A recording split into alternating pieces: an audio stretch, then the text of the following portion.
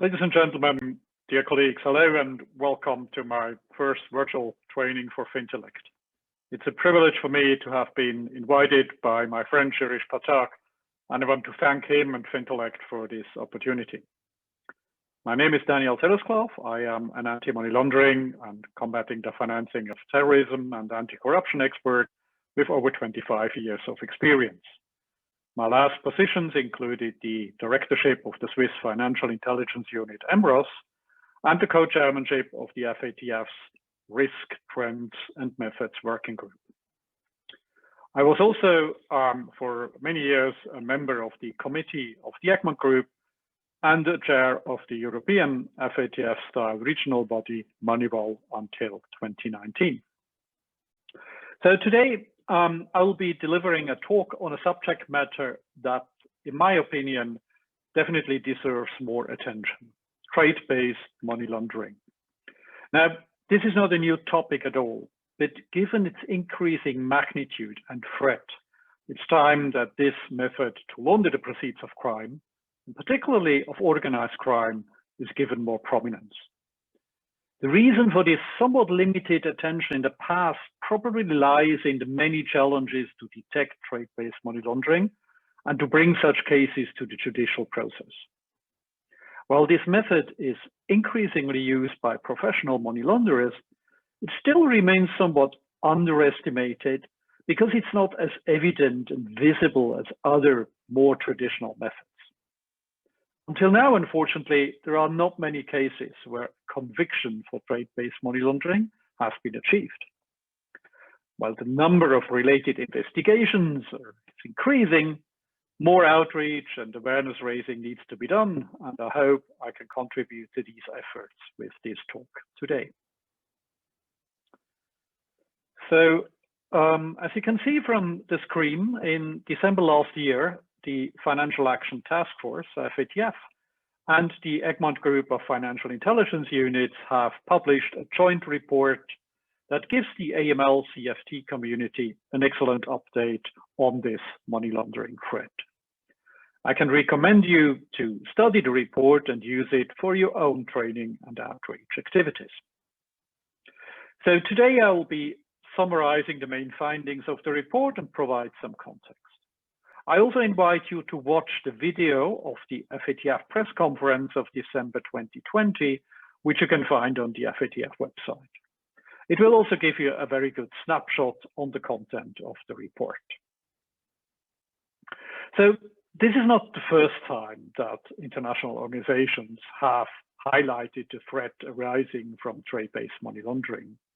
The FATF has already published a report on TBML over 10 years ago, and so has the Asia Pacific Group, the regional FATF-style body, APG. It's no coincidence that the APG has been active in this area. Many APG members are important trade centers such as Singapore, South Korea, Hong Kong, China, and others. But TBML is not a money laundering method used only in major trade centers. As you will see from the examples in the report, it can occur everywhere. It's interesting to read the most recent UK National AML CFT risk assessment in this context. It dedicates an entire chapter on trade-based money laundering. This is still quite rare. It's rather the exception than the rule that national risk assessments would give this topic such an importance. Organized crime gangs often use the services of professional money laundering networks who pool criminal proceeds of crimes from various areas.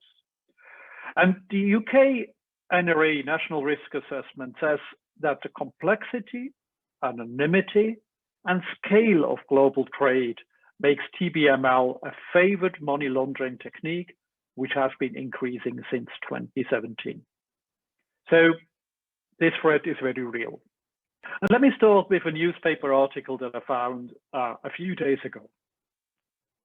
In this newspaper article, it's reported that Australian banks laundered 500 million Australian dollars for violent South American drug cartels in a very sophisticated money laundering scheme. The proceeds of crime have been moving through multiple countries before it was disrupted by Australian law enforcement agencies. Alone between 2014 and 2017, more than $100 million in drug money was funneled through Australian banks each year before it was routed through to other destinations, including Southeast Asia and the Middle East. So once in Australia, illegal profits from the drug trade were often used to buy high-end electronics that were shipped overseas in containers in order to bring the funds without being detected and to further disguise their origin. The criminal network was discovered when law enforcement bodies noticed the valuations on the invoicing being used by exporters and importers did not match. And this is one of the most frequent techniques on TBML, which I will speak a little bit more in detail later on. So in this case, at least 16 domestic and international financial institutions became unwitting instruments for these drug cartels. The Australian authorities also said that traffickers used a number of techniques, including placement, or the introducing of the funds to the banking system, layering, a series of cross-border transactions used to buy goods and disguise the origin of the funds, and integration, in which the goods are sold and profits were legitimized. In this instance, the fund sources were some of the most violent criminal enterprises on the planet. The trade in cocaine from South America was identified as the source of illicit funds laundered by these processes. The drugs were sold in North America, and funds were transmitted to bank accounts in Southeast Asia before they were layered through a multitude of Australian bank accounts. In this case, the predominant commodities used to transfer value were, as I mentioned, electronic devices. That included smartphones, smartwatches, digital cameras, laptops, gaming consoles, and other personal electronic devices. And this is an important characteristic. The goods involved were tradable. There were marketplaces where they can be bought and sold. Consumer goods, but also precious metals and other easily convertible goods are essential in these trades, and you'll see them quite often. So in the case described here, invoices of the shipments sent overseas were deliberately undervalued. Once the goods arrived at their destination, they were sold for their proper face value, allowing offshore collaborators to collect the profits. Detecting such examples of trade misinvoicing is a considerable challenge for the authorities, as well as for the financial institutions that were, most of them, unwittingly involved. So this case shows that criminal syndicates are increasingly using trade-based money laundering, which sees illegal profits used to buy goods which are shipped overseas to transfer value to themselves or to third parties connected to them. Trade-based money laundering is complex in nature. The investigations involved in that case, involved sharing financial and criminal intelligence between domestic and international government agencies to dismantle the criminal network. The example also illustrates well the characteristics of trade-based money laundering. International trade is often complex, with interconnected supply chains stretching around the planet. Organized crime groups, professional money launderers, but also terrorist financing networks exploit international trade to move value through trade transactions in an attempt to legitimize their illegal origin or finance their illegal activities. As mentioned, TBML is difficult to detect, particularly also as online businesses increases the speed of trade operations. And we all know during the pandemic, this has further increased. Why has trade-based money laundering one of the three main methods to launder the proceeds of crime on a global scale, along with cash transactions and wire transfers? I believe that professional money launderers are successfully exploiting our difficulties to detect, investigate, and prosecute TBML. And the following factors explain these difficulties. Firstly, trade is generally legitimate. It's the backbone of our economies. Our wealth very often relies on functioning trade routes, and the volumes of international trade are huge. So this is exactly what a money launderer is looking for, legitimacy. Secondly, trade very often has one or more cross-border elements. And in a globalized world, one can hardly buy a product that has not components manufactured or assembled in other countries. As we all know, cross-border transactions are a money launderer's best friend. We still struggle a lot to share information internationally, and the obstacles to cooperation across borders are evident. This is, very sadly, also good news for money launderers. And thirdly, I believe that TBML has become so successful because we have actually achieved some progress in combating the two other major traditional methods, the abuse of cash transactions and the abuse of wire transfer systems. Specific FATF recommendations are increasingly effectively implemented in many countries, such as Recommendation 32 for cash couriers and Recommendation 16 for wire transfers. So the role of correspondent banking, for example, as an entry door for professional money laundering networks is well known, but the banks have also done a lot in recent years to reduce related risks. The Wolfsburg Group of banks, for example, is leading on the industry efforts to increase correspondent banking controls. So laundering of proceeds of crime through these more traditional methods still exists, of course, but it has become somewhat more difficult for professional networks to solely rely on these methods. But at the end, dirty money is flowing like water. It always finds the most efficient and the most easiest way. So when one channel is blocked, it will find another way where we have not yet been able to establish sufficient controls. So in a nutshell, let me explain how TBML works in practice. And let us for a minute put ourselves in the position of a money launderer. Our ultimate purpose is to benefit from the proceeds of crime without the risk or reducing the risk that the authorities will detect the proceeds. Okay, well, so far, so easy.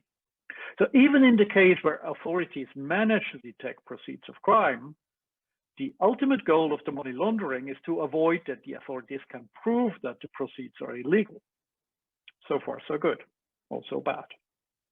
Now, keeping the dirty money in our homes is, from a criminal's perspective, of course, a bad idea. So what the criminal needs to do is to distance himself from the proceeds, while still continue to exercise control over the assets. And the best way to do that, it's a traditional way, is to bring assets abroad.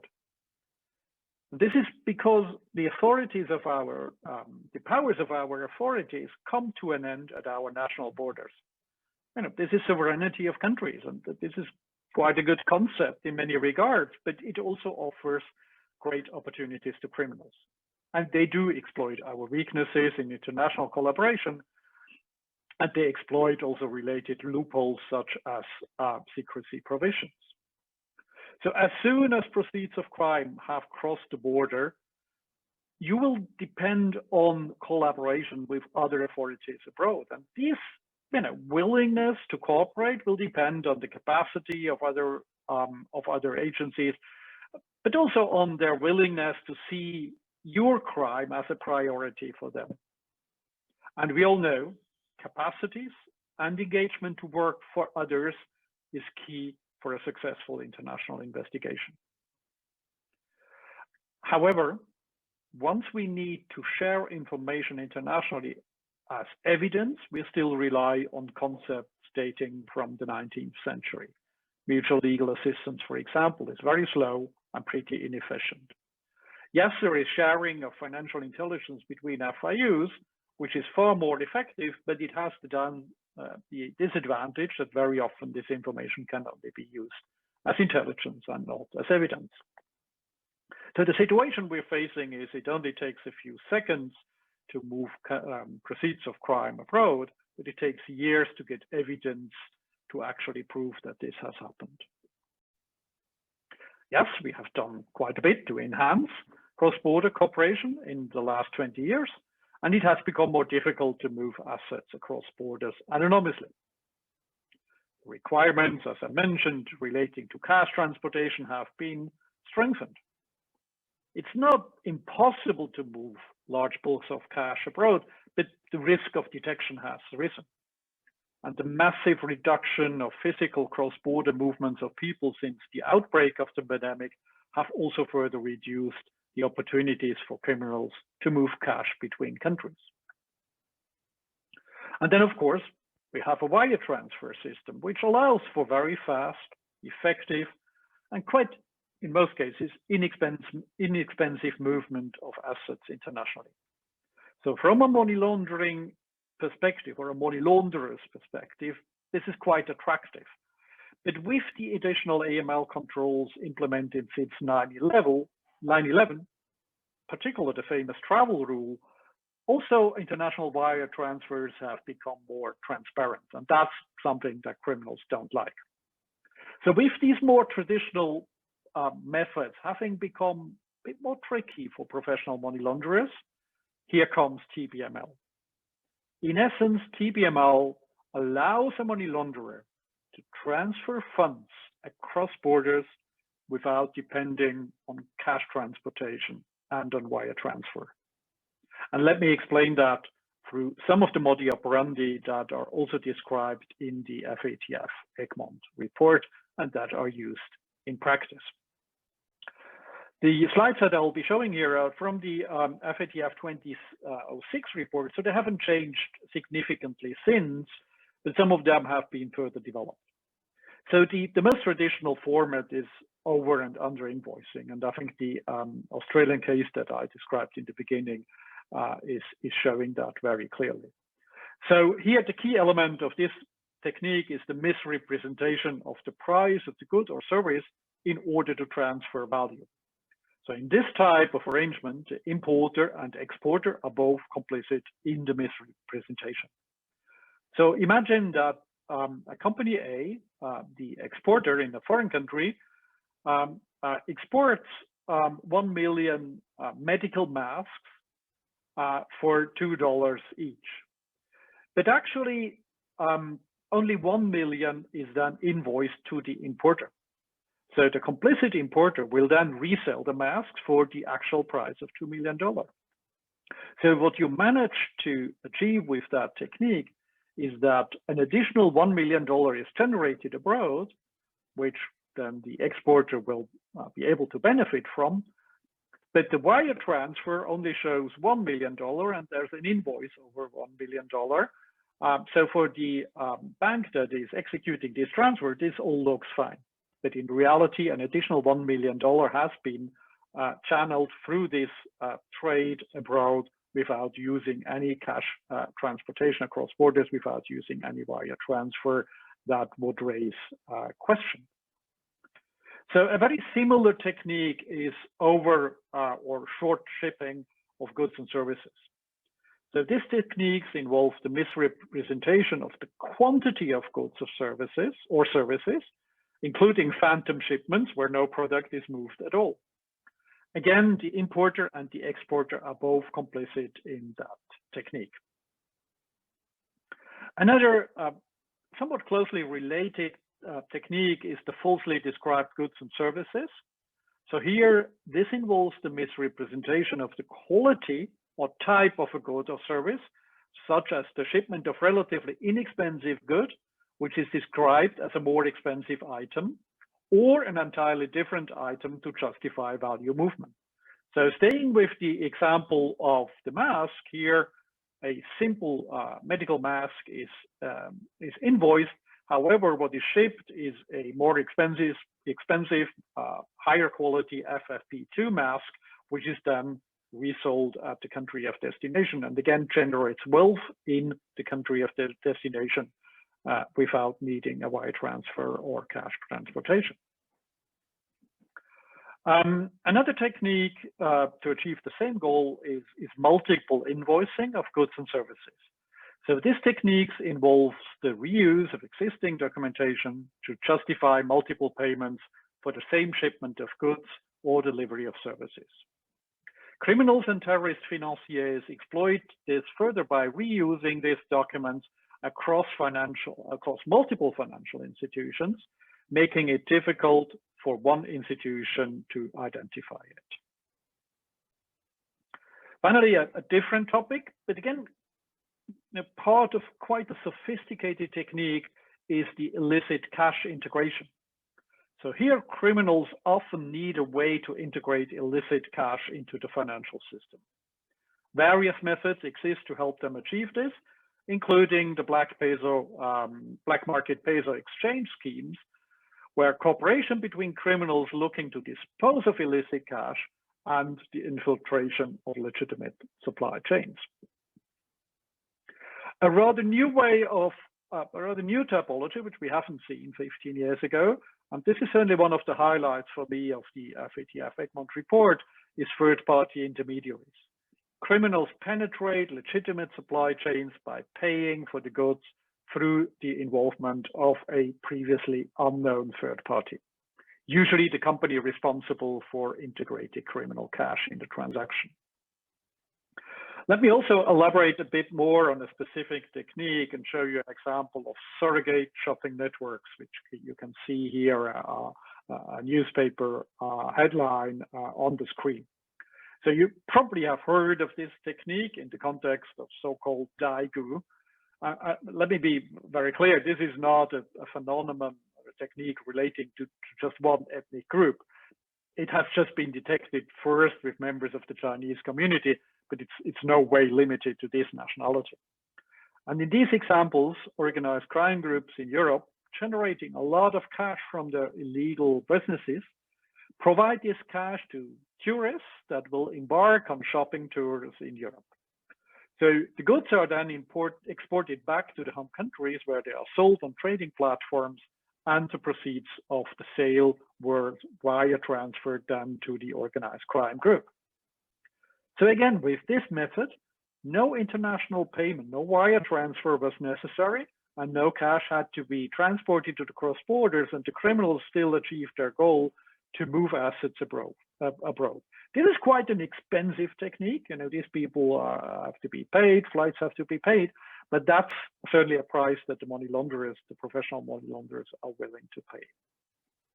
An adaptation of this scheme involves the surrogate shopper paying for the requested goods using credit cards, and the organized crime group settling their debt using the proceeds of crime. So for example, students were making multiple purchases of portable electronics, such as smartphones and tablets. Their credit card balances were subsequently settled via electronic funds from companies suspected of laundering the proceeds of drug trafficking. Not only did that allow for the laundering of criminal proceeds, but the electronics were suspected of being sent for onward sale into grey markets in Asia and the Middle East. So this process can be used with the traditional TBML techniques, including misrepresentation of the goods purchased, to increase the margins of the proceeds of crime transferred as payment. So how do we best address this rising threat? The role of the private sector is, yet again, fundamental. But I think the authorities need to support the private sector, in particular banks with meaningful risk indicators. The FATF Egmont report achieves this goal in a significant way, and it displays a list of risk indicators in its public report. Of course, there's always a risk that too comprehensive, too detailed risk indicators that are published may also alert potential money launderers. So yes, there are more risk indicators than the one contained in a public report, but I would suggest that such risk indicators are shared between the public and the private sector in the format of established, trustworthy public-private partnerships. But there are many examples of good partnerships that exist across the globe. The FATF Egmont report gives regard to these partnerships and actually encourages countries that have not done so to establish them. Not all, but a large number of FATF countries and FATF member countries also are in the processes of establishing such partnerships and including a specific work stream on trade-based money laundering, which then, as I said, will also allow to share sensitive risk indicators. So what else is new in the FATF report? Time doesn't allow to go me too much into detail here at this occasion, but I certainly encourage you to read the sections on trade-based terrorist financing, which is a rather new phenomenon, but also on the important role of customs to counter trade-based money laundering, which you can find on pages 54 to 57. So to conclude, I don't think the FATF Egmont report totally rewrites the history of TBML. And probably the key experts among you on TBML will not get a completely new picture when reading the report. But it summarizes very well the current state of knowledge on this subject matter, and it definitely raises awareness. I do, however, hope that the FATF and the FSBs will look closer into the effectiveness of national risk assessments and check and question whether these risk assessments, which are the backbone of every AML CFT system, actually deal with trade-based money laundering in a meaningful way. So this brings me to the end of this session. I hope you enjoyed it. In particular, I hope you have been motivated and encouraged to read the FATF Egmont report in full. Thanks a lot for your attention. I am looking forward to seeing you again next month, where I will comment on the results and the outcomes of the February FATF plenary. Stay safe, take care, and goodbye. Many thanks.